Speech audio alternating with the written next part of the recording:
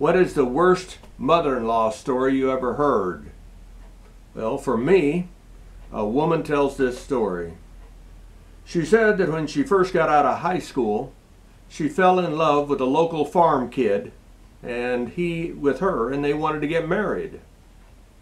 But his mother, who had taken over total control and ownership of the farm because his father had passed away some years back, she refused to allow him to marry that woman, and if he did, he'd be kicked off the place and he'd get nothing. Nothing. And so they decided to wait. Maybe a few years she'd change her mind. They continued to date, but they couldn't get married. Year after year, this went on. Finally, 12 years later, the woman, she saw her biological clock ticking and said, I want children, and since we'll never get married, I'm going to go find another man. And she started dating other men. That finally infuriated him enough and gave him a backbone that he went to his mother and stood up to her, and she finally broke down and allowed them to get married and to live on the place.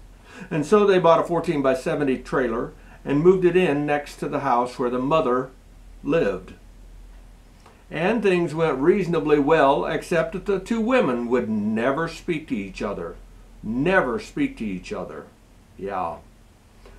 With that in mind, though, she did get to have two children, a boy and a girl, and that was the blessing. And it was a reasonably good life.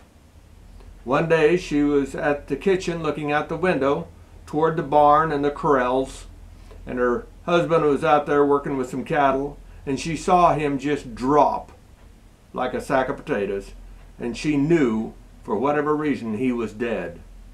He had had a heart attack, and her husband was dead. Yep. She then decided to try to hang on to the farm and farm it herself, learn how to do it. Local farmers came in and helped her all they could to hang on to the farm. But a couple of years after that, the daughter that she so cared for, as both children, and most parents do, well, that child, the little girl, she got cancer. Stage 4 cancer before they found it. She only lived a few months and she was dead. That finally broke the woman, and she finally left the farm, went to town. Then the boy, in a few more years as he got older, got into drugs. I said drugs. And his life was messed up and beyond. And so broken from all the events that had happened to her, that woman said she left the area. Oh, she returns once in a while for friends, but very seldom. And that's how I ran into her. But for the worst mother-in-law story, that would have to be it for me. What's your worst mother-in-law story?